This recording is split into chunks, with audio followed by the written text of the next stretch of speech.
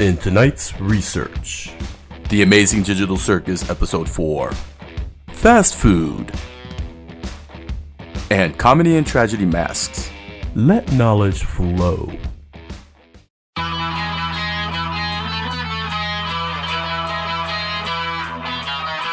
Hola, minasan!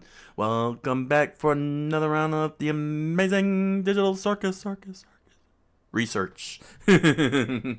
Last time, they got sent off to Kane, the ringmaster, sent everyone off to a haunted house for an adventure, except for one, Zubul, who refused to go on the adventure, and once again they had to do a psychiatric session together, which Kane completely forgot what Zubul's problem is, and only to find out that he's been forgetting memories.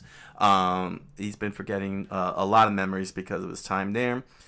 We find out from Zubul sad things, and we also find out from Kinger that he's also not only a computer scientist but and had a wife, but he's forgetting a lot of things because he's been there for too long. Pomni is finding out a whole lot of crazy things going on in there.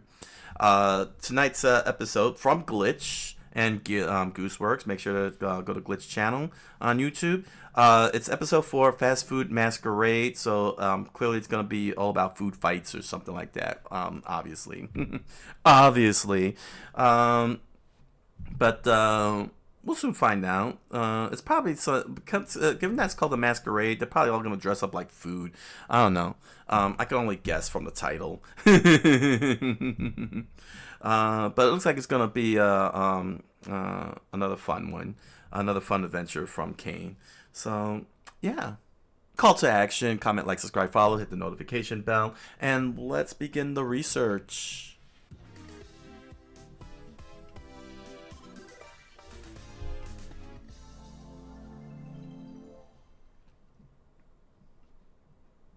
So, you just wind your arm backwards in a big circle, release right at the bottom, and follow through. You got that? Softball. You're wasting your time, Raggy. Just wait a second. Like this? Yeah, you got it. Oh! I actually didn't mean to do that. Are you alright, Gangle? Oh. Another mask broken. You always gotta do this. What? I just said it was an accident. Unbelievable. You are Hey, unbelievable. Gangle, I think I found something you might like. I don't know if it'll work, but it looks about the same shape as yours. Oh. The best part is it's plastic, so it won't break as easily. Interesting. So the face is ceramic. How's it feel? It feels normal. Like in a good way. That's good, right? Yeah. Thank you, Zubul. What the heck is this? You're just giving away parts now? So what if I am? I'm not giving any to you. Darn. Guess you're never getting that unicorn horn, Pomni. When did I ever say anything about that? I think you'd look good with one. Oh no. Run. Well, it's possible. Did somebody say adventure? What the? Today's adventure is The Curse of the Violent Psychopath Butcher! Wow. That's right. Scary human meat is all over the walls, and boy, is it smelly! It's up to you to... Can we, chill with the horror, please? I really don't want this to be like last time. Yeah. What happened last time? Was that the one made for me? There was this awful What? angel head thing. And when we tried to fight back at all, we got sent to hell where evil souls tried to infest our bodies. And audio logs. Over I think I monologuing. would like that. Well, if you're all gonna be such critics, why don't you suggest a better one? We do. Have you not checked the suggestion box once? He forgets a lot. I forgot we had that. We have a suggestion box? Basically, no. Bubble, plug that up. How about an adventure where Zubul gets turned into a piñata and we all take turns beating the... That's messed up. Who would have guessed? Let's just have an adventure where Jax can't talk through the entire thing. Genuinely hurtful. Good. Can we maybe pick one that's more normal? Well, I don't know what's normal to you people. Let's have one where we all work at a fast food place. Is that normal? Who wrote that? Yeah, that's pretty normal. Great! That means today's adventure is an honest, hard day's work at Spudsy's restaurant chain. And you can be the shift manager. You did not just make that today's adventure. That's right. You have enough leadership skills today to be the perfect shift manager. Of course, of course. I'm already getting tons of ideas. That was weird. Well, see you guys when it's over. Again? I'm not gonna be a wage slave for fun. Oh, I know. I could sit this one out, and Zubul could take my place. What?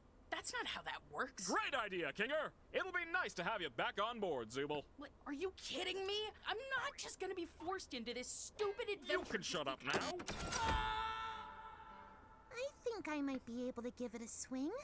Being a shift manager was my job at one point. Then what are we waiting for? Oh, You're not interesting. ready, because we're going to Spudsy's. Uh-oh. It's all McDonald's with an S. I guess I should get into manager mode and get us all kicked off.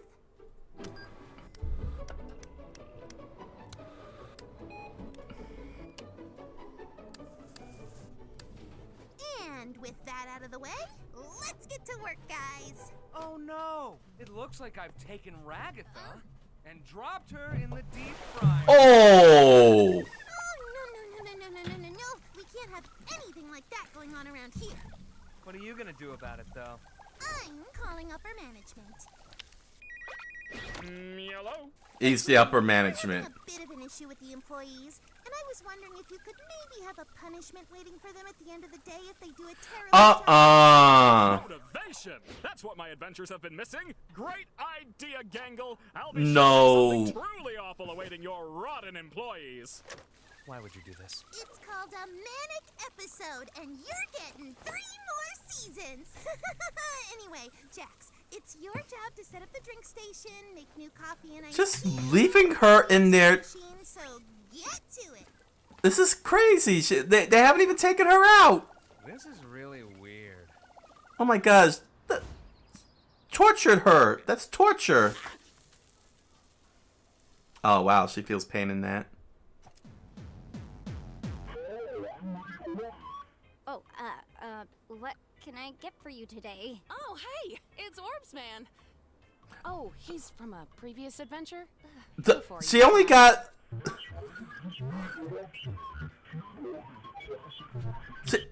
Wait. She got tortured and she came out with just only a band-aid? What the? She should look like a French fry or battered food or something, you know, like fried chicken skin, Popeye's chicken. You know how Popeye's chicken looks like after it was deep fried? She should be looking like that. What? Oh my gosh. Keep in mind, she suffered. She suffered. No, this is even worse. Her body regenerated? That means that she suffered. They could just keep dunking her in there over and over again. She'll feel all that pain, and she'll always regenerate like this. This place is horrifying. This is a horrifying place. Oh my gosh, this is even worse. This is way worse. Oh man. Okay, number 57. Oh, I hate this guy. Never say you hate the customer while the customer is still here. Oh, we wait until after hours for that? Excuse me. Yeah, little jester, I'd like to order the stupid burger. Last time I ordered it here, they forgot to add the sauce that makes you stupid. Don't forget the sauce. Is that a thing we have? Yes, I order it all the time. I'm addicted. Oh Okay, wow. One stupid burger. Heard you loud and clear.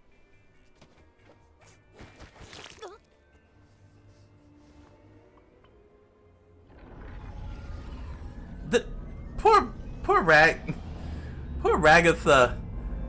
Oh my gosh.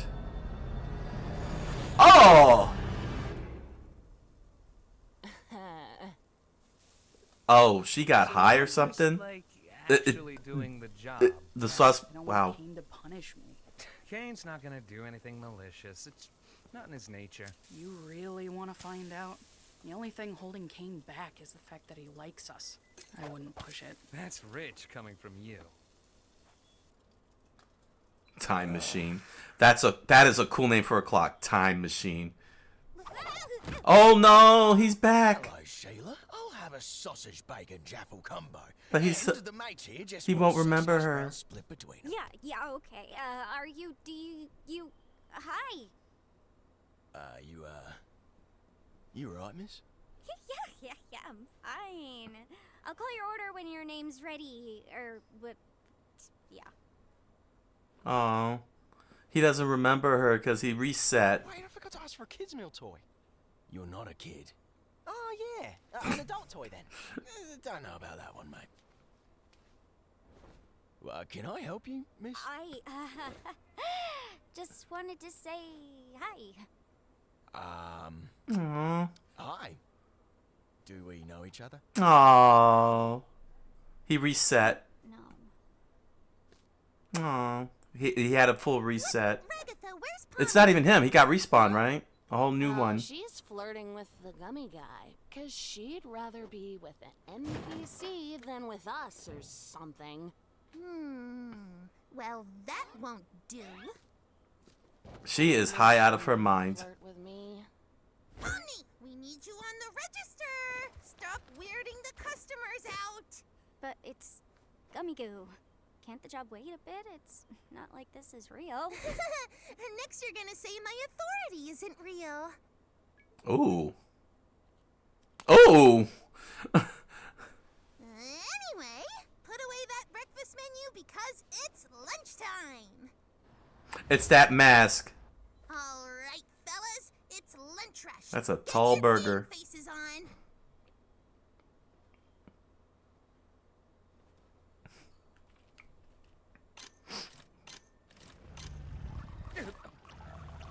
Does this count as a bus? Are you ready to order? No thanks. I got this bowl of cereal. Oh, that's messed up. Well, there's a line of people behind you. Was. Cheeseburgers for all my precious spawn. Is that for here or to... Aw. Can you hold on for just a second?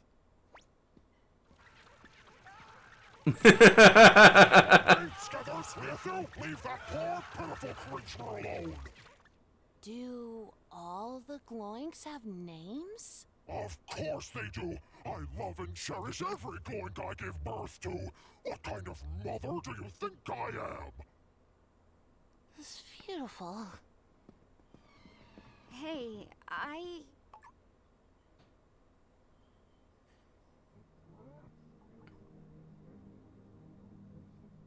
just want to wish you a pleasant day. Thanks for eating at Spudsy's. Have a good one, miss. Dang. She had to let him go. Aw. Oh, Jax! The bathroom looks like a biohazard and needs a good scrubbing. I don't know. Shouldn't like biohazard crew take care Gangle's out of the. It's the mask. The mask is making Gangle like this. Don't you want to be a model employee? of that? No, I don't care about any of this. Well, that doesn't really sound like a can-do attitude to me. It's not. Bad. I like you better when you're sad. Uh-oh. Well, maybe you just need some more... More. training. What the? He got put in a box. Hi, welcome to Spudsy's. In this video, you're gonna learn the ins and outs of what makes you Looks exactly like a good McDonald's. crew member and a valuable asset to the Spudsy's Corporation. When did you make this? Now, I know what you're thinking. I don't want a career in fast food. I want to be a comic artist and eventually launch my own manga-inspired webcomic. And it's cool to have dreams, but you also need to remember that they're completely unrealistic, and you need to stop trying. That's really messed up. Before we get into all that, first things first. Anybody who says that deserves a punch in the face. Why not? Oh. Wait, nobody can see this, right? It's time for your employee reevaluation. Oh my gosh, it sounds like Halloween 3 Shamrock. That whole beeping. That's crazy. Radish sauce. Hey, we need to start assembling these. I'm running out of room here. I made like 5 or 6 of them. That That's sauce. 6 out of 300. Ugh. That pink sauce done something to her. Such a grouch. Why are you always being a grunch? Gangle, can you help Ragatha? I think she huffed paint or something. Huffing paint and not waiting until a designated break? I'll be right there. Oh, wait. I can do it. I just gotta grab the horseradish sauce. I miss my horses. Here, let me help you with that. Why are you even the boss anyway? I feel like I'm way more responsible than you. Well, if you underperform now, you might end up hurt later. Hurt nothing. I'm hurt enough. Packages landing on my head, tea parties, dancing lessons. What's wrong with her? Oh, is she remembering? Well, a team works much better when we're all giving it 110% instead of, 5. No offense, but you're kind of annoying when you have your happy mask. Oh? Wait, is that mean to say? Zubal, help Ragatha with assembly. I'm gonna go over here now. Uh-oh. Gangle's gonna snap.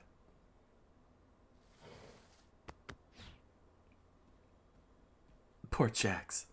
Time machines. Are you kidding me? Hey, Gangle! I think the clock's broken. Is it broken?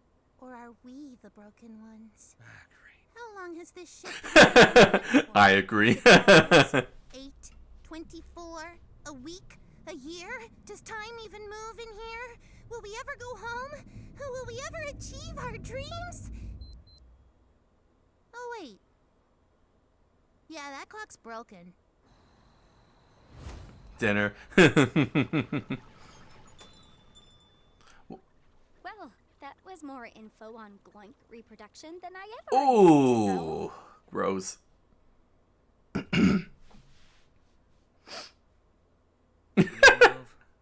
Yo, Jax.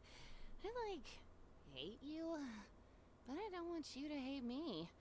Is that weird? You're drunk or something. That pink sauce done something to her.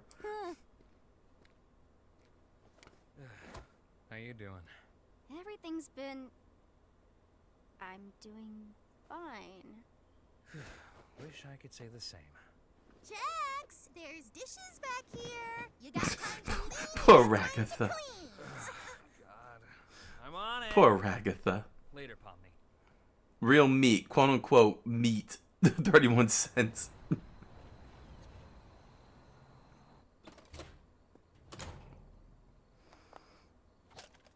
Oh.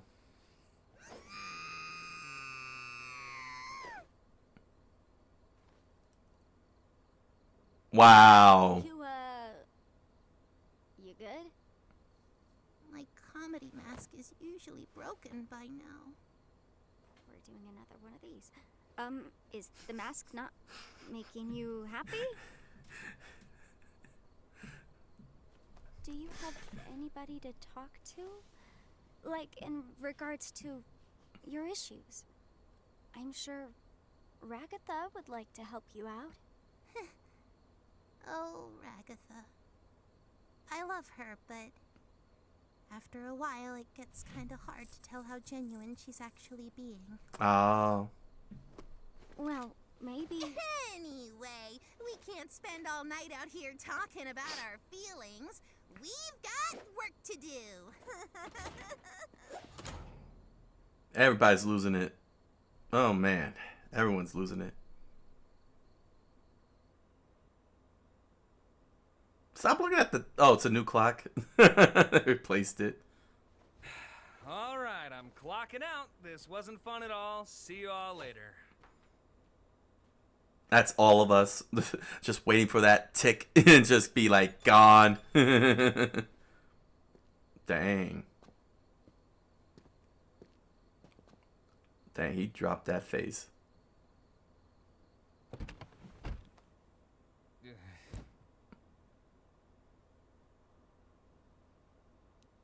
You know, when Ragatha gets off, I feel like she might need a designated driver. Why are you asking me? I'm closing tonight. Oh, no, I meant I'd drive her home. Oh. I think she gets off in an hour. Okay, I can stick around until then. Ooh, this is interesting animation here. Time lapse. Gangle just watched it all happen.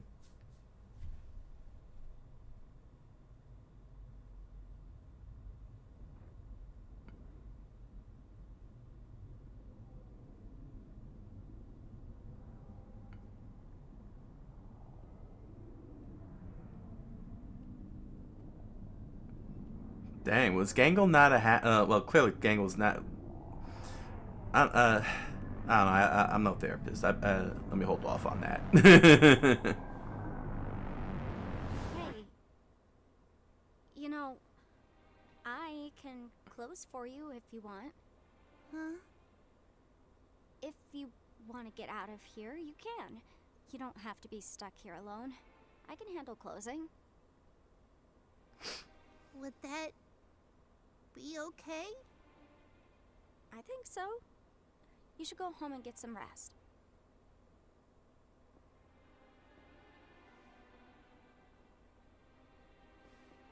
Oh, okay.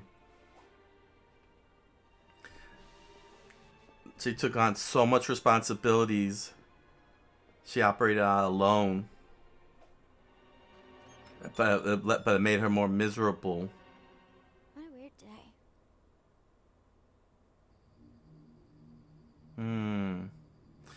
So there we go. She puts on the facade, but she really didn't like the situation she was in, since she said she was a manager at this place. Yeah, always putting on the fake smile at the at those jobs, and now there's a real smile. Cool.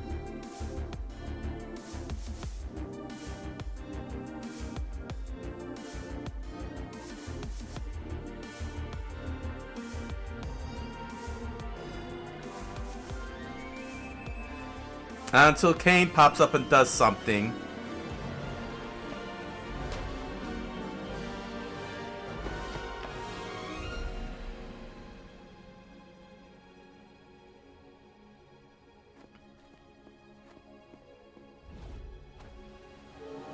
Oh!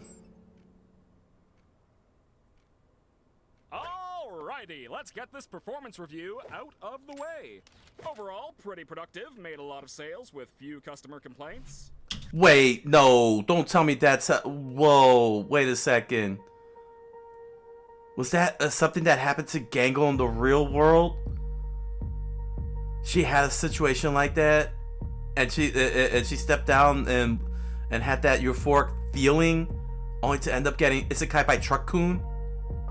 No way. No way. Oh, dang. Couldn't help but notice, however, that you seem to have cut your own shift short, went a little kooky, and ran out into oncoming traffic. Now, being in a position of power like this, you could offload the blame to one of your employees and avoid the dock on your score. What do you think? No, that was my responsibility. Wow. Just cracked under the pressure, I suppose. Yeah. Well, that's gonna knock your overall score down to a B+. How's that sound? Speechless. Wow. I can't say I blame you. Not every executive is as forgiving as me. And that's it for the reviews. You have yourself a nice day. Dang.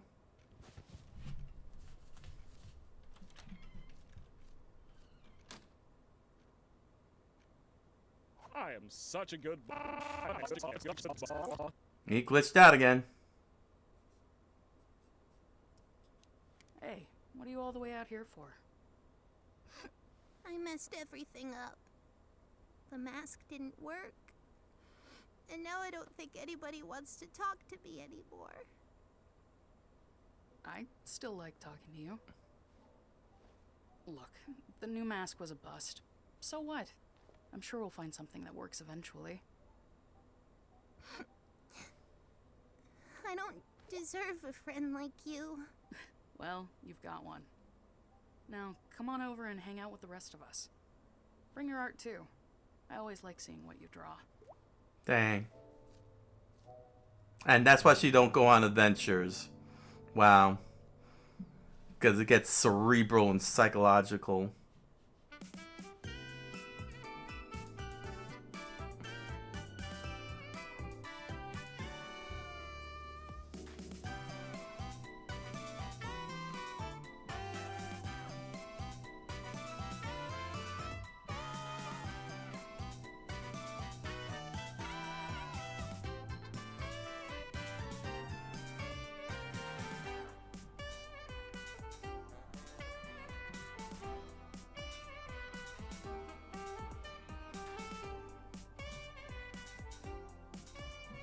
I guess that's it. Alright, there's no end credit scene. So this episode was neither a party nor a masquerade, but it had the fast food. The episode title was playing on Gangle and her masks. Very interesting. Very interesting, because, yeah, she needed a new mask because Jax broke it. And this actually segues us to Kane's next big adventure, which was going to be another haunted house, but Pomni called him out on it. And Gangle, one of them told him go to the suggestion box, and eventually he pulls out the fast food joint. Working at a fast food restaurant. Yay. Gangle, turns out, we find out, was a manager. Had a job being a manager at a fast food restaurant. So she had experience in it and was chosen as the manager while everybody else worked. So fast food, oddly enough, became another iconic staple in media. Not just only here in the United States, but it has popped up and been used in other media as well, specifically anime. One of those happened to be The Devil is a Part-Timer. One of those happens to be The Devil is a Part-Timer. 6 things the anime gets spot on about fast food work. So fast food work for the uninitiated is, of course, a restaurant that creates food within minutes and gets people eating, as opposed to a regular restaurant that actually cooks food on the spot and serves you fresh food. Fresh at a table served by a waitress or a waiter, but with fast food, which got very well popularized. One of the earliest being, of course, McDonald's. Became a big staple. It made its way all around the world. Fast food, American fast food restaurants, from Kentucky Fried Chicken, McDonald's, Taco Bell, they all made their way around the world and everything. And very one of the most famous ones was, of course, McDonald's ending up in the Soviet Union when it was a very, very tight communist regime. So, Devil's a Part-Timer from Game Rant, written by Jessica Faith. 6 things the anime gets spot on about fast food work. So, we'll just skip the... well, do we want to skip this here? Let's see. No, it's got some spoilers. I'm not going to mention it. Let's go into this here. Number 6, employees eat a lot of fast foods.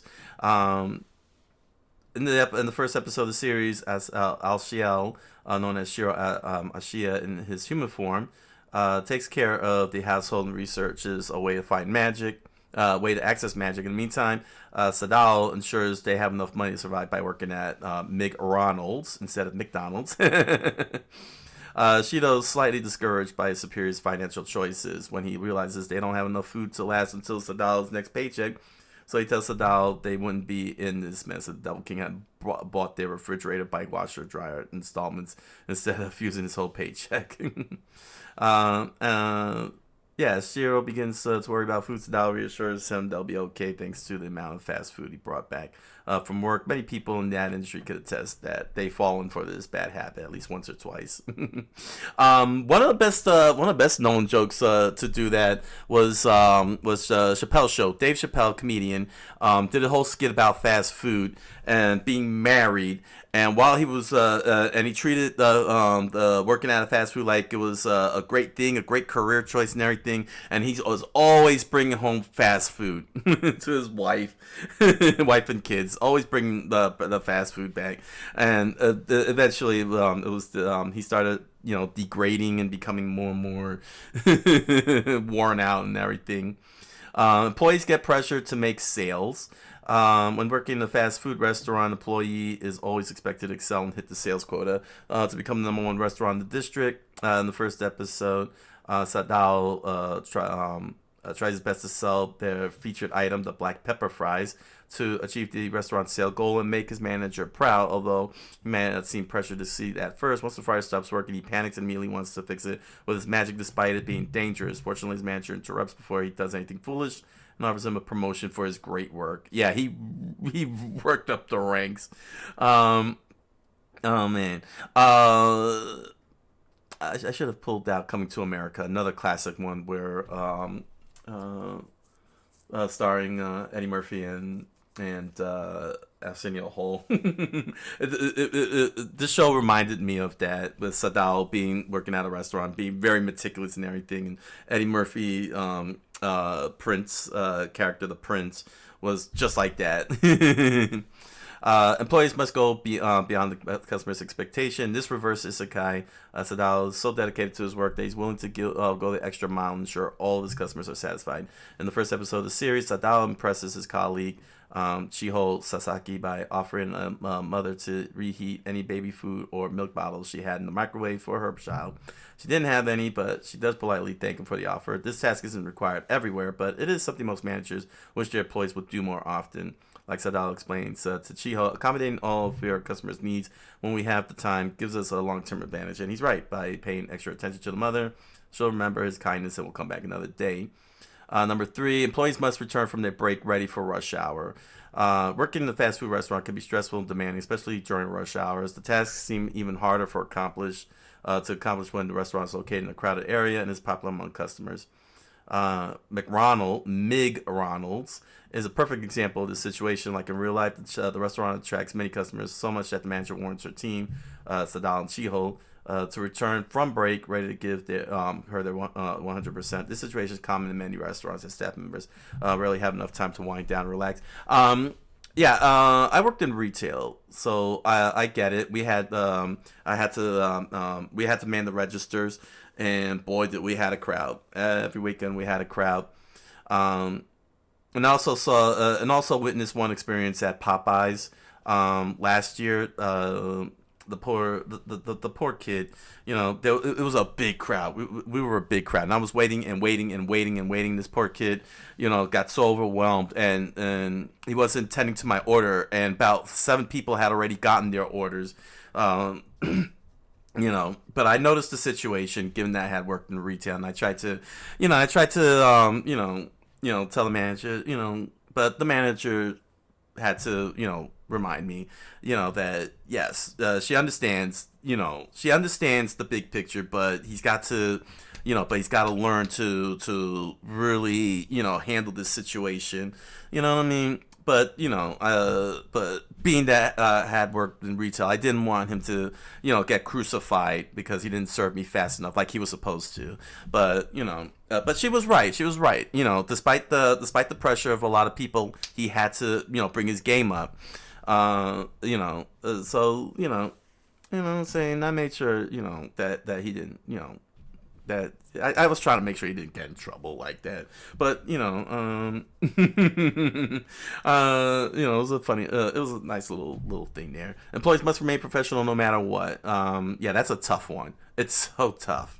In 2 episodes of the comedy, the hero Amelia Justina, aka Emi Yuma, in her human form, is at the restaurant and asks Sadao Mao if they could talk after his shift. Throughout their whole interaction, Sadao remains friendly and professional despite her horrible and rude behavior. Kept a smile on his face and focused on the sales by asking her what she wanted to eat.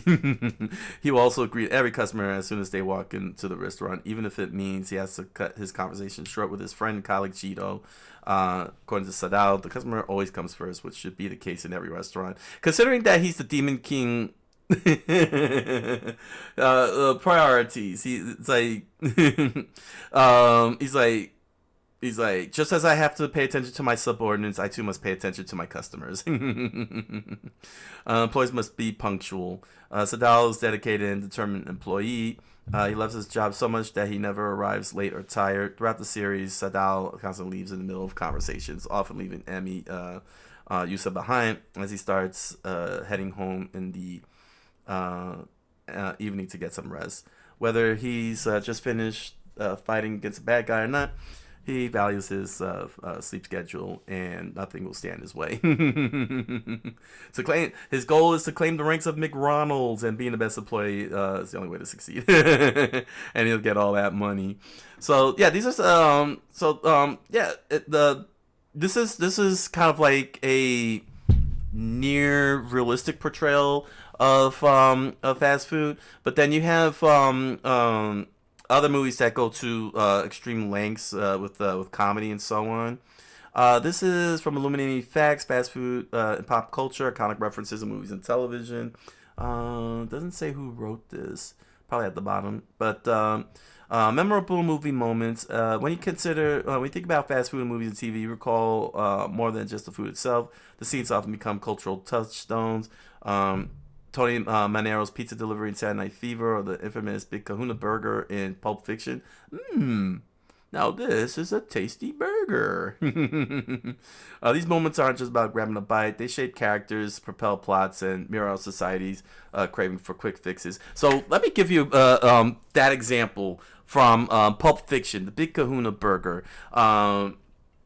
Even though it involves fast food, the way that it was applied in terms of Jules' character, one of the things he after he takes a bite out of the Big Kahuna burger, he was doing all of that to assert eating this fast food, which belonged to Brad, as a way to assert his dominance. And one of the most best scenes that he did, and let me pull this up.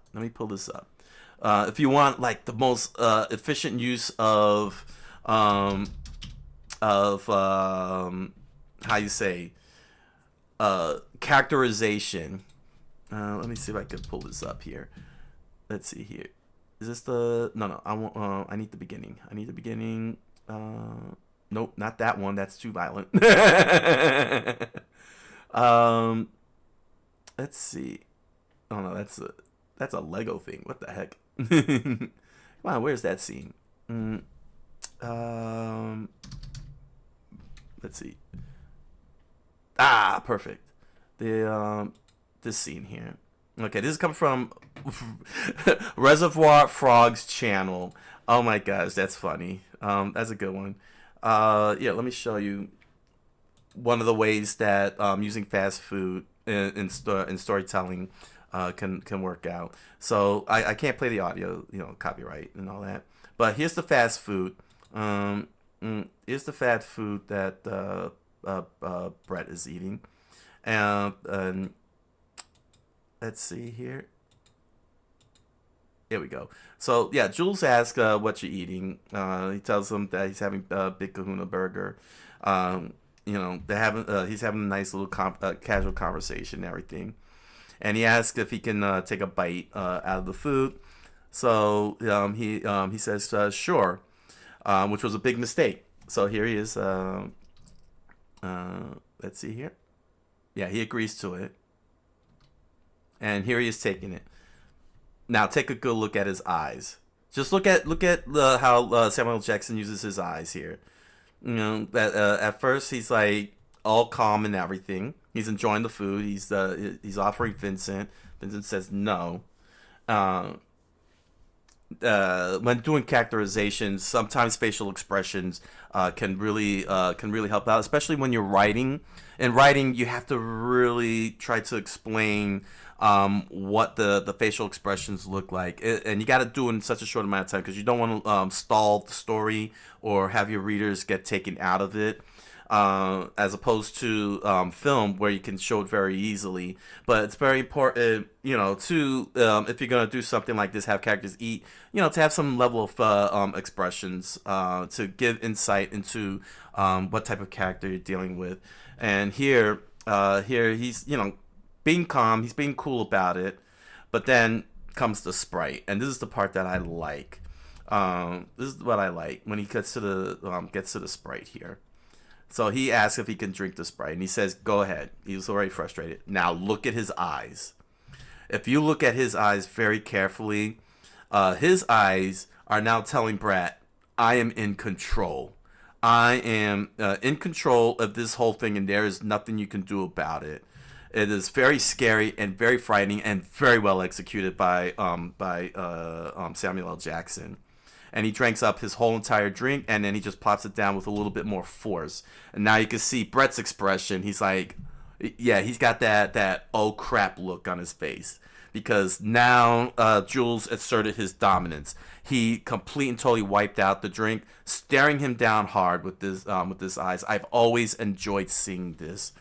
And I try my best when I'm writing to try and capture that type of expression on characters in terms of their facial expression and so on, so that you can really get a feeling of the characters that occur when they're interacting with other people. And doing that with fast food is just amazing. It's a very iconic scene in media regarding the use of fast food. So yeah, there were a lot of memorable movie moments throughout the fiction. For example, we got Super Size Me, Saturday Night Fever. Let's see here. And Fast Times at Ridgemont High, the fast food was a big setting. Pulp Fiction scene at Jack Rabbit Slim's. Of course, the diner scene is a 50s themed scene. And a big Kahuna burger. Of course, SpongeBob SquarePants. I've never seen the show, but I do know because it's culturally iconic that SpongeBob works at a burger joint called Krabby's. I'm sorry if I'm getting the name wrong. Krabby's. And he does a burger thing. He does the burger joint. Other fictional, many of them are fictional like that, and then you have like Breaking Bad's Los Pollos Hermanos, which was very big, and then there's Bob's Burgers. I actually saw the Bob Burgers movie. He's trying to he's like a family-run burger joint, trying to make it big, and gives the world. It really actually gives a lot of world some. Let's see here. Here's why these fictional fast food joints resonate so well. Plot significance, of course. They often play pivotal roles in storylines, driving the narrative forward. As we've seen in Pulp Fiction, it drove the narrative to show that Jules can do whatever he wants to Brett by eating his food and completely drinking his whole entire Sprite with those dagger eyes. Character development. They serve as backdrops where you get to know the characters better. Sometimes you'll have conversations, scenes and such, or if they work at places, they'll converse with each other in the back room. Like you'll see how they behave towards customers, and then you see how they really act behind the scenes with coworkers and such. Authenticity. They add a layer of realism to the TV shows, making the worlds feel lived in. Pop cultural impact. They become iconic references that fans love to discuss. Merchandising, of course. Merchandising. Go to McDonald's and dance with Mac and me. Dance with Mac and me. Now, this seems a little extreme here. Symbolism in fast food references. I hate when they go there, personally. Sometimes, sometimes we want to do... Sometimes, how you say, as writers, we like to do symbolism, yes, but a good writer would not force the symbolism, and not take certain things as acts of symbolism. Fast food, I would say, is one of those. I mean, why do we need symbolism in fast food? Sometimes just driving the narrative is driving the narrative, or just having a comedic area is a comedic area. We don't need this societal breakdown of fast food, because then we'd have to overanalyze Falling Down, starring Michael Douglas, when he went to the fast food restaurant and held him up at gunpoint, just because he wanted to have a breakfast sandwich that was no longer served 2 minutes after the designated time. The symbolism lies not with the food, but in his behavior and him looking at the clock and how he responds to being told that it was after time. That's the symbolism, not the food in itself. Impact on pop culture. Let's see here. Well, what are they saying that is symbolism? Filmmakers often incorporate fast food references in their work to highlight themes of consumerism and the excesses of modern life. Not necessarily. Jeez. These references extend beyond mere burgers and fries to serve as potent symbols for broader societal issues. What societal issues? It's a burger joint. We writers do not overthink fast food unless we really want to overthink fast food. If we're putting in fast food, it's because we either want a setting, we want to do some comedic joke, or we want to move, have characters meeting up and move the plot along. Okay, you tell me what is the symbolism of Los Pollos Hermanos, other than getting Heisenberg to meet up with Gus Fring. All right, I'm moving on. I'm gonna move on past that. Impact in pop culture. It is definitely a staple in pop culture, in the media, movies to books and so on, comics. Fast food's pervasive presence of pop culture underscores its significant influence on our daily lives. McDonald's, as featured in meal, exemplifies this impact by drawing inspiration from iconic moments in cinema and TV. Meal options feature popular choices like McNuggets, quarter pounder with cheese. What are you talking about here? Rebranding the sweet and sour sauce as part of the meal offers a fresh take on familiar favorites. I'm not understanding what the impact is. These elements illustrate how fast food transcends more. That really didn't say anything to me, quite honestly. This little section didn't say anything. Collaboration with the skate brand Palace enhances the meal's appeal. But what's the influence and impact? As featured in meal, let's see. Fast food's pervasive presence in pop culture underscores its significance. McDonald's, as featured in meal, example. Well, what's as featured in meal? McDonald's, as featured in meal, exemplifies this by impact by drawing inspiration from iconic moments in cinema and TV. Is that an advertising campaign? This wasn't very clear. This wasn't very clear here. And I'm not seeing the connection in this list here.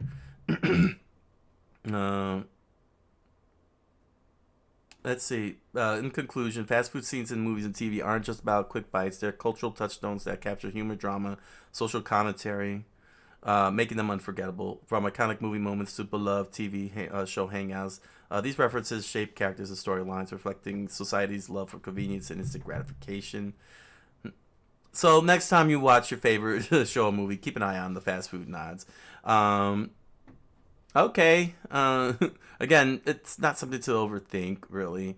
But how much does pop culture really work with fast food? No further than Japan. Let's look no further than Japan. 10 real-world anime fast food tie-ins from comic book resources, written by John Whittier. Who was it? Did it say who wrote that? The other article that I read? No, it didn't, huh? Unnamed writer. Unnamed writer. Okay. So, comic book resources, 10 real-world anime fast food tie-ins. If you want to really merge the world. McDonald's, more particularly, I believe they were, if I recall correctly, they were the first ones to introduce the Happy Meal. And in the Happy Meal, there would always be a toy that would be from a franchise, like a Garfield toy, a Pokemon toy, Yu-Gi-Oh toy in this instance, in the anime world. My Little Pony toys. They would have one set for boys, one set for girls, to collect and enjoy. It's a very and many other. I don't know if some of the others like Burger King, other restaurants do that too. Other fast foods do that, but Japan is no different. I got to eat McDonald's when I visited Tokyo back in 03. And it was very interesting, ordering McDonald's from in Japan. The food was good. It was good. But here's what Comic Book Resources has to say here. Fast food has a long, complicated history when it comes to anime. Some chain sponsors popular anime shows in Japan. Some real-life products even appear in anime. And McDonald's even once released an anime recruitment ad.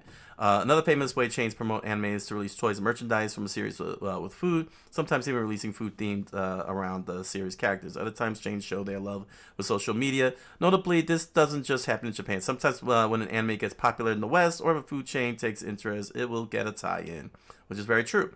So one example is Sailor Moon. Wendy's released a bunch of Sailor Scout coasters. Cool. First of all, that's a cool freaking artwork of Sailor Moon here. In the show's native Japan, Wendy's once ran a promotion based around Sailor Moon meant to promote Sailor Moon Eternal, the movie.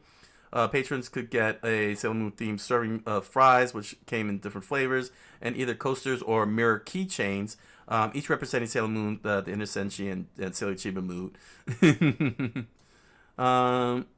Pokemon, most definitely, you're always going to find Pokemon in a promotion, especially here in the U.S. There's always going to be Pokemon in your Happy Meal. Pokemon, Colonel Sandor wants to eat them all. He wants to catch them all. Sorry. Hey, Kentucky Fried Critters. During the late 90s in the West, KFC, which is also well-known brand in Japan, most definitely, I've seen a lot of KFCs when I was out there in 03.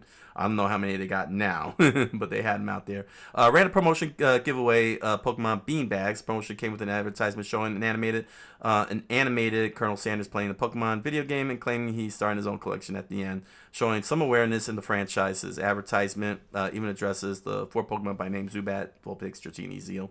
That's pretty clever. Tying into the catchphrase of gotta catch 'em all with Colonel Sanders and collecting these bean bags. Really plays it out. Then we got Dragon Ball. Burger King gave away figurines. In 2000, Burger King ran a promotion giving away metal figurines based on Dragon Ball Z characters that came with collectible cards. A commercial for the promotion even featured an actor dressed in a costume like Goku's. A later promotion involved Burger King giving away 2 different Dragon Ball Z characters. At one point, Burger King Kids Club also released a newsletter themed around Dragon Ball Z, introducing the characters. That was pretty cool. I know Yu-Gi-Oh! Did one. They were giving away cards at McDonald's in the early days when Yu-Gi-Oh! In the U.S. in their early days. Beyblade, McDonald's had character-themed tops. In 2020, McDonald's released a line of toys around the Beyblade franchise. Not only were the toys based on the spinning top toys from the series, but also had a picture of different Beyblade characters on it. In a commercial promotion, 2 boys played with the tops at what appeared to be a tournament, only for the experience to turn out to be just their imagination. Here it is. Yu-Gi-Oh! Released CDs using songs from the 4Kids dub. Oh, they didn't even do the cards, huh? In this go around. In the early 2000s, McDonald's had a promotion revolving around Yu-Gi-Oh! Franchise. The promotion not only involved Yu-Gi-Oh! Cards, but CDs as well. There were 3 in total, based around Yugi, Pegasus, and Kaiba, each using music from the English dub. Wow, that's actually pretty big. giving away a CD song. This one is a surprise. Cardcaptor Sakura. Screw you, Nelvana, for butchering this iconic Clamps iconic series. Cardcaptor Sakura. Taco Bell even had a special Keto toy for small children. Get the cloud cards, a video viewer. Taco Bell had a promotion tied into Cardcaptor Sakura, an English language adaptation of Cardcaptor Sakura, because I will not say the name, dang it. That aired in North America, focusing only on the boy and pushing aside the girl. The promotion included a toy version of Shaoran, video viewer, a cloud card detector, and cloud card escape toy. A fifth toy based on Carabatos was also given as a promotion for children under 3. Now, I just want to make a note here for those of you who probably might not know. Probably not know. Cardcaptor Sakura, created by the very famous all-female mangaka team Clamp, came to North America during the height of Pokemon. Basically, anime was like really picking up steam in the late 90s. So they bring in Cardcaptor Sakura. Nelvana did the localization, and they butchered everything about that show. And one of the most notable things they did as part of the toy line promotion for American audiences, they focused the story on Shaoran. They tried to make Shaoran the main character, even though Sakura is the main character of the series. But when it came to the toy line promotions, they were leaning very heavily on Shaoran to sell to boys. Because girls icky for some reason in the eyes of Nelvana and the marketing teams that was making the toys. And as you can see here, and this is a great example, Taco Bell did not have a toy version of Sakura, the main character. They even took her name out. That's why it's called Cardcaptors, because they didn't want it to be a girl show. They wanted to take advantage of the fact that she's collecting cards and competing with Shaoran to collect cards, and because Pokemon was about collecting Pokemon, and Digimon was about collecting Digimon, they were trying to tie that in as the kid collecting things craze. But when it came to the show itself, they not only took away Sakura's name from the title and called it Cardcaptors to make it sound like it's multiple kids competing when it's really just 2 kids trying to collect it. They tried to make Shaoran the main character. It was a travesty. And really exposed legitimately exposed just how bad localization truly was. I think One Piece became the nail on the final coffin for everybody. They even did one for Sergeant Frog. Aw. Hamtaro. Oh yeah, when that was on Cartoon Network, Burger King did that. Attack on Titan. Loteria gave out burgers, keychains, and character vouchers. Loteria, a Japanese fast food chain, once ran a promotion themed around Attack on Titan. 3 different size cheeseburger stacks were released. The food also came with merch, like a keychain or an emblem pin, and with vouchers, each representing different characters. Aaron and Levi got burgers. Annie and Mikasa got shrimp burgers. And Potato Girl Sasha got a serving of French fries. Now this is shocking. Furikuri, Arby's once showed their love for anime on Twitter. Now there's the Vespa, the iconic Vespa. On their Twitter account, Arby's once paid tribute to Furikuri with a short video using an iconic element from the classic anime, a yellow Vespa scooter. The video was stylized in stop motion, just like the anime's ending, where the song "Ride On Shooting Star" by the Pillows plays over a video of a Vespa moving with no rider along the streets. Yeah, okay, that's cool. Yeah. But that's how much fast food has become a staple in the media, not just only here in America, but around the world as well. Whoever has a franchise, has a fast food, whether it's their own country, like say Jollibee in the Philippines or Mos Burger in Japan. as well as, of course, America's own fast food restaurants. Yeah, they tend to get put in there because it's a very, very easy and relatable location, a very easy, relatable setting for viewers and readers alike to recognize and flow naturally within the narratives. It's pretty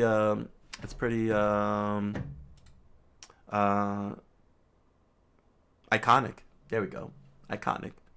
And then now moving on to the next thing, we actually followed Gangle a lot in the story, and one of Gangle features and character design happens to be this mask, which is usually a happy face and a frowny face. And basically it's based on a very, very iconic symbol from theater, stage, screen, media, and so on, known as the comedy and tragedy masks, which is very fascinating that that's being used in the Amazing Digital Circus. From Theater Love, this is the fascinating story of the comedy and tragedy masks, written by TL Team. If you've ever been to the theater, you've seen them, the comedy and tragedy masks. These familiar laughing and crying faces pop up everywhere, staring up at you from playbills and acting company logos. Next time you see them, consider this: the drama masks have been a symbol of the theater for more than 2,500 years. Wow! Now, I did not know that. No, seriously, I didn't know that. I'm not faking here. I didn't know this. I didn't know it was 2,500 years old. I thought this was something that started like in Shakespeare's era or something. The time of Shakespeare, the Renaissance. It all started in the city of Athens in the year 535 BC. The city had just built the first theater in the world, the iconic Theater of Dionysus. As the first actors stepped on stage that April afternoon, they were wearing masks. Contrary to popular belief, these masks didn't communicate emotion. Rather, they represented different characters in the play, kind of like supersized Halloween masks. Okay. Today, we have just two masks, happy and sad. In ancient Greece, there were 44 different types of masks of comedy plays alone. Look at the faces there. Oh, wow. That's the tragedy masks on a Roman pillar from the 2nd century AD. Comedy mask appearing on the opposite side. Okay. All right. Masks were so familiar to audiences that they started to appear in other places. Archaeologists have found theater masks on Greek vases, Roman columns, and tiled frescoes. In ancient Athens, artisans carved them into small pieces of bone and ivory to make the first theater tickets. Huh. Drama masks went out of fashion before the fall of the Roman Empire, but by then they were a well-known symbol for the theater. The masks we use today honored the ancient Greeks' favorite types of plays, comedy and tragedy. All right.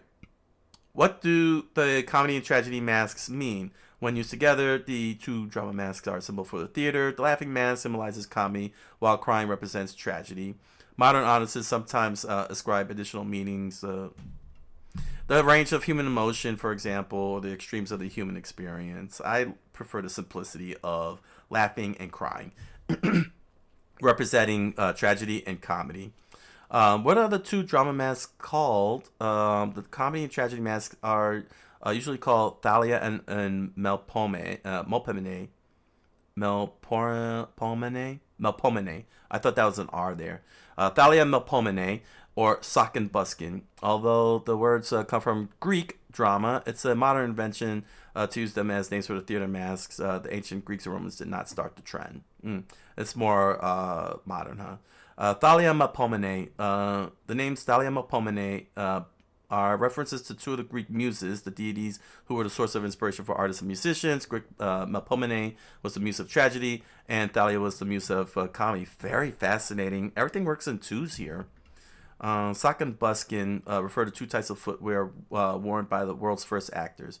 Comedic actors wore the sockis, or sock, low cut and loose fitting. This thin-soled shoe was similar to a modern slipper. The sockis tradition started in ancient Greece and continued into Roman times. The Roman playwright Plautus mentions the sockis in his play Epictetus, Act 5, Scene 2. Tragic actors wore buskins, which were high-heeled boots. The heel made the actor look taller. Oh, perfect for the heroic ideal of humans in Greek tragedies. Oh. Oh, that's actually interesting. I'll say that's actually very interesting because if I remember correctly, some actors, especially in westerns here in the United States, they would be of average height, and if I remember correctly, their boots, their cowboy boots, would be a little bit more platformed, more platformed, so they could appear taller on the screen and look larger than life as cowboys and villains. Wow. Okay. So this is actually a technique that's been long used in cinema and theater. Fascinating. Fascinating. Man. Historians don't agree on the use of the buskin in the theater based on the plays that survived. Some argued that it was actually a woman's shoe. Okay. If it's to make them look taller next to the male, yeah. Okay. In this context, playwrights would have used it to give an effeminate quality to ensure male characters, certain male characters, including the god Dionysus. Still, using platform shoes has always been a meaningful staple in cinema and theater, storytelling as well. Why did ancient Greeks wear masks in theater? Ancient Greek actors wore masks in the theater because it was a cultural tradition. Okay. Simple enough. We're done. No. The first plays evolved from the rituals worshiping the god Dionysus. Since these rituals involved masks, it was only natural that the first actors would also be masked. The theater masks were practical too. In ancient Greece, 3 actors played all the speaking roles in a play. The 3-actor rule. By changing masks and wigs, they could transform into a new character in seconds. That makes sense. Plus, since women weren't allowed to be actors, the drama mask enabled men to play female roles. Yeah. It was always male. It was always ran by males. Yeah. In certain theater circles. If I recall correctly, correct me if I'm wrong down in the comments, but I believe in Shakespeare's time, Shakespeare didn't have women in his plays either. The female roles would be played by men as well, and yeah, they had to fake kissing and fake sex. Correct me if I'm wrong on that one. Then there's the size of the theater. If you've ever been to Greece, you know the ancient theaters were enormous. The Theater of Dionysus in Athens held between 15,000 and 17,000 people. Impressive. Is that it? No, that's one of the ancient theaters in Epidaurus, Greece. Okay. Wow. Masks were larger than life and made with exaggerated features so audiences could identify the characters clearly. Makes sense.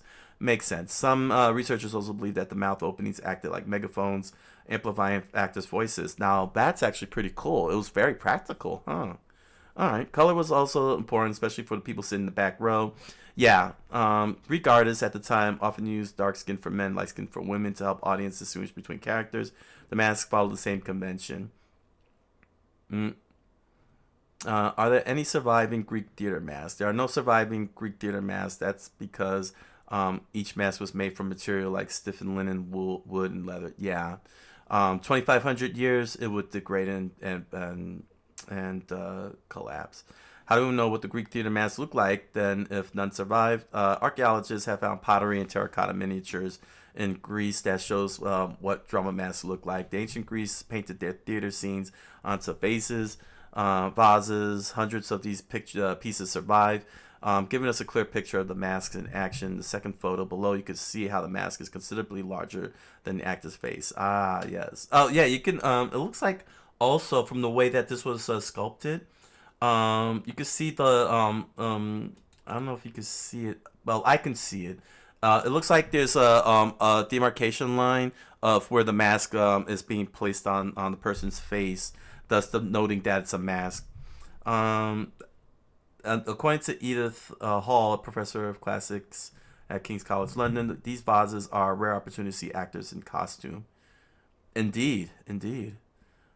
History of the drama masks. How much more we got to go? Sorry, I shouldn't be rushing. The comedy and tragedy masks originate in ancient Greek theaters. Yeah, we already covered that. Anything new?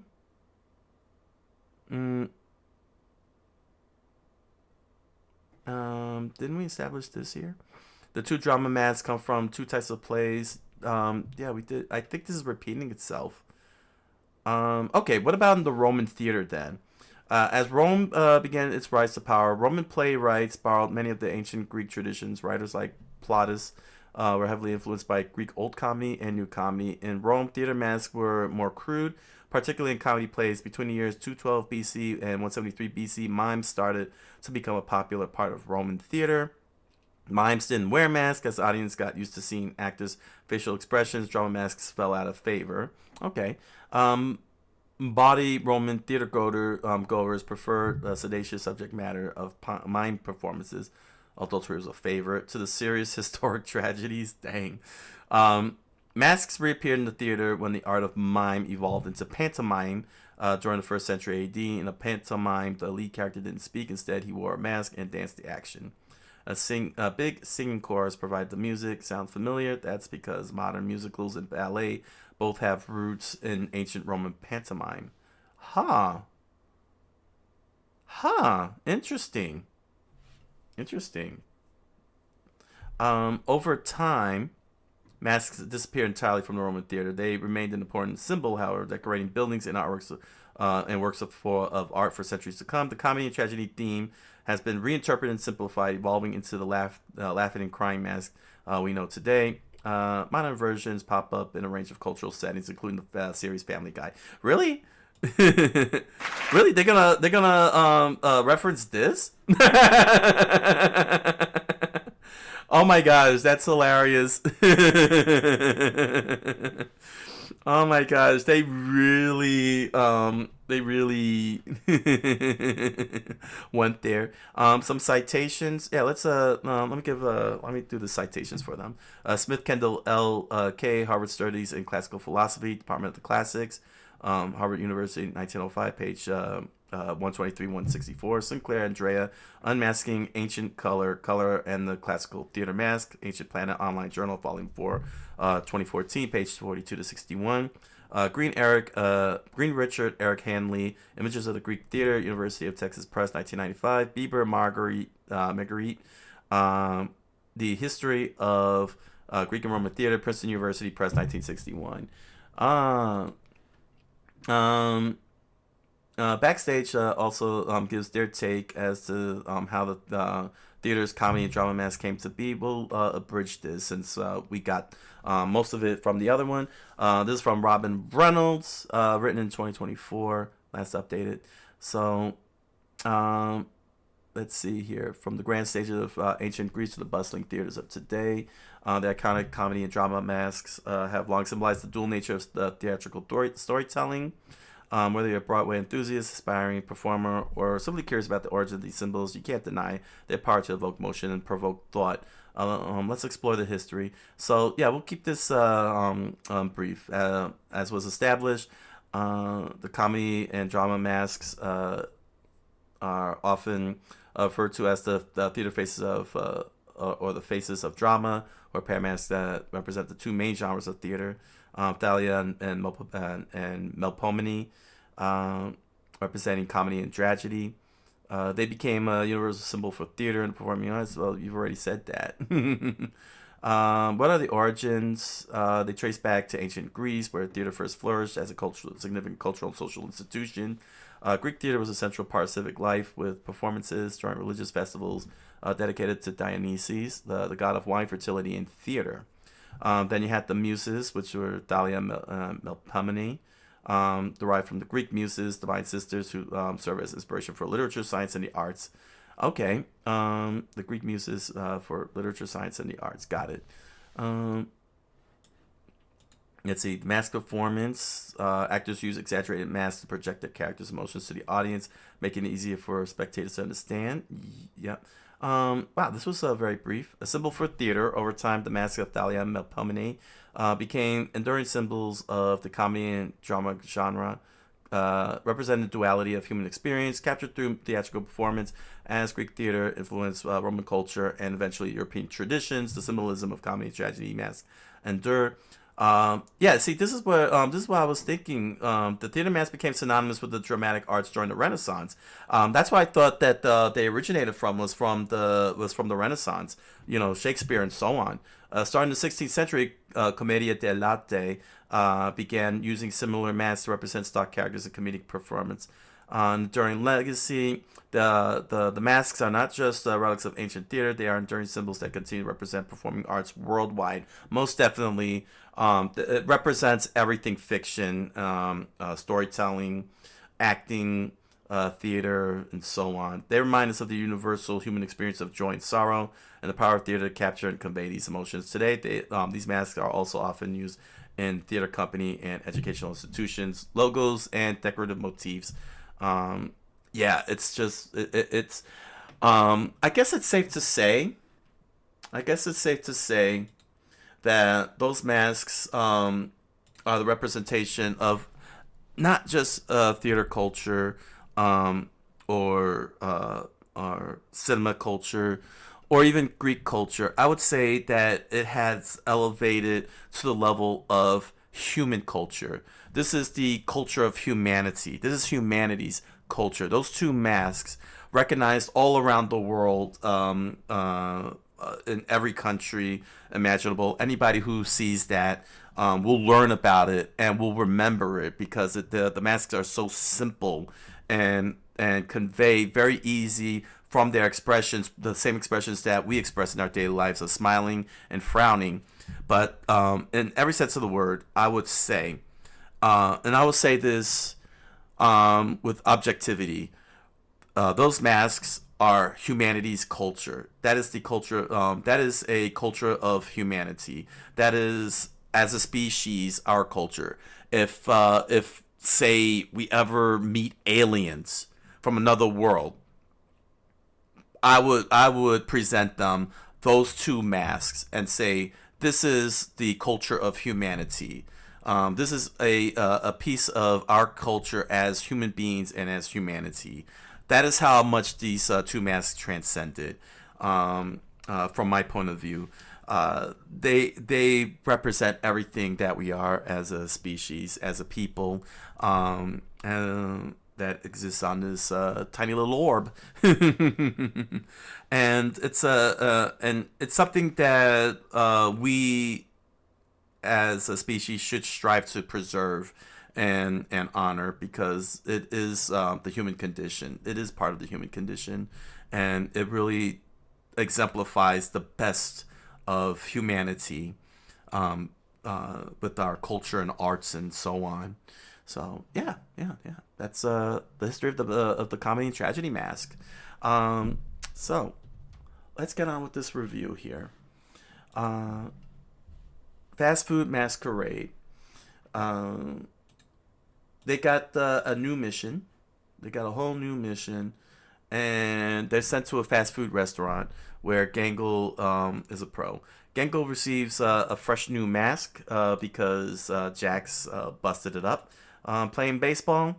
Again, her masks are always getting broken up. They're made of ceramic, but this one was made of plastic, and it's a little bit loopy looking.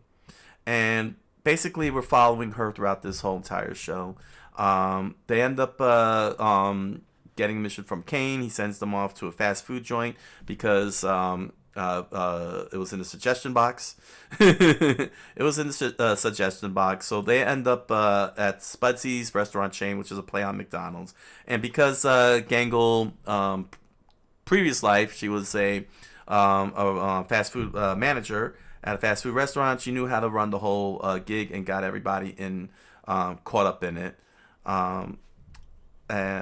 Except for Kinger. Kinger stood out of this one and got the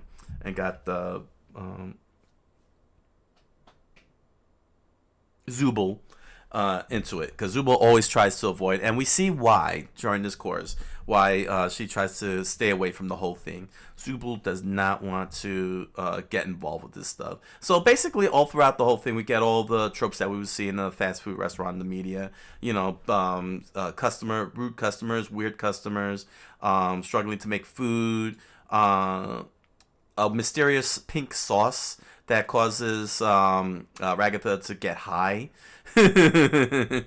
Our friend comes back from episode 2. Only we find out that he is a respawn of a completely different character, and sadly enough, he doesn't remember Pomni, and Pomni remembers him. But unfortunately, it's like for a moment he wanted to say something, but it couldn't come through. And so basically, there, despite all the antics that's going on throughout this whole entire episode, pretty much we're watching. Even though we see what everybody else is doing, going into weird things, Gangle is the one that we're more focused on. We're watching how Gangle is slowly devolving over time. You know, she's keeping a cheerful face, but as time goes on, she starts devolving and becoming more sadder and upset. But yeah, pretty much. You know, while running the whole thing. And the thing is that the funny thing is that she's not really going through any type of chaos like that. Everybody is doing their thing, and she's running it like a tight knit ship. But it's not like she's overbearing or driving them crazy or you know, pushing them to their limits. Everybody's just doing their thing, and she's just doing her thing without a care in the world. As you can see, you know, she's not attacking Ragatha for being high or anything. She's just like, yeah, just keep it going. Which brings us to the whole mask thing. This thing is like really hiding a lot of stuff that's going on. Of course, Pomni had a nasty experience learning the mating rituals of the slug beings. But then we see her removing the Gangle removing the mask and basically, you know, showing a lot of sadness and everything. You know, and everybody, you know, well, not everybody, but you know, Pomni and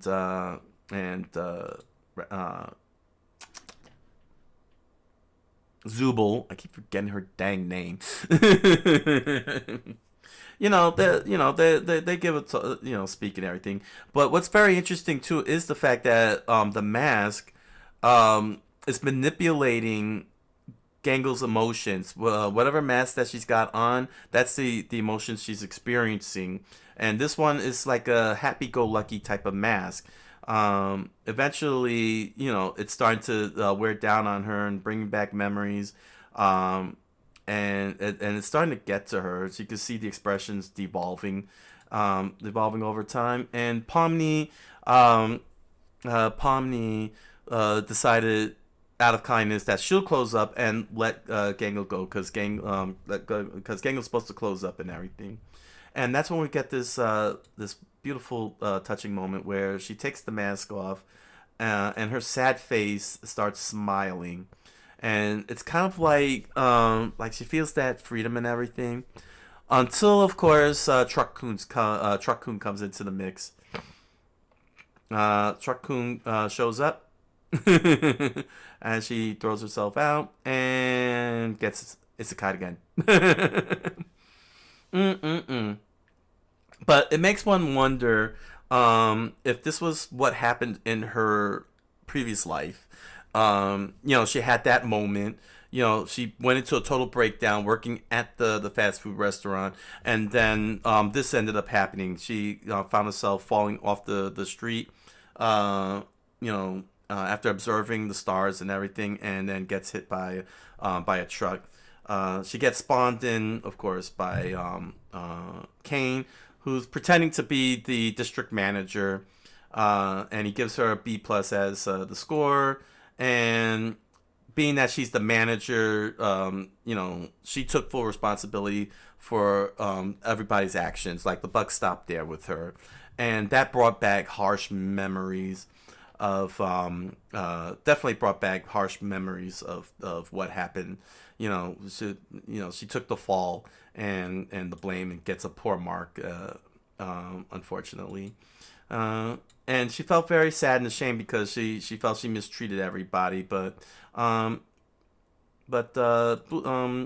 Zubul told her, it's okay. I'm a friend, and come join us. you know, and show me the pictures. And that's when we get a nice, we get the smile out of that when she was offered to show off her art because Zubo likes her art. So yeah, it was a very touching end. Nice little smile after all that. Gangle, the more, excuse me, the more we follow the characters, the more they slip out what's been happening to them, and it's very amazing, very fascinating in the storytelling, in the storytelling narrative that we're getting through the dialogue, bits and pieces of their previous lives. Last time it was Kinger saying that he was a computer scientist. Which shocked the heck out of me because he had to have known what's going on in this world. And now we find out from Gangle, that she was a manager at a fast food restaurant. So it seems like they're random people, but they seem to have a common ground, something, some type of common ground. Unless they're just being randomly plucked out. Usually, when you have groups like these that get put together, sometimes you'll have them randomized, and then sometimes you have them sharing a common theme. And it's very this is very, very interesting because they're not remembering their pasts. That's the thing. They're not remembering their pasts. It comes back to them briefly, very briefly, and it's. And it's very mysterious. It's just leaving more questions. And I have to say, it's pretty well executed. This is very, very well executed. The execution is actually coming out well. I can't wait to see what Jack's backstory is on that one. But yeah, this was a very well done. It moved the needle forward. It was made the we got another interesting thing out of the characters, Gangle and so on. So yeah, very well done. So head on over to BarnesandNoble.com, Amazon.com, and grab yourself a copy of The Impossible Man, a strange fantasy novel written by me. You'll find the link to the book in the description down below, along with links to other merch such as pins, stickers, t-shirts, music. Please enjoy the products. Thank you for your patronage. And if you're interested, you could. And if you happen to have my book and do a video on it on YouTube, thank you very much. I look forward to seeing it. And you can join me on my live multi-stream on Twitch and Kick every Monday through Thursday, 10 o'clock p.m. Eastern Standard Time. I look forward to hanging out with you. So until the next amazing digital circus research, thank you all for joining me, and I wish you all a good night, a buenas noches, and oisamina sight.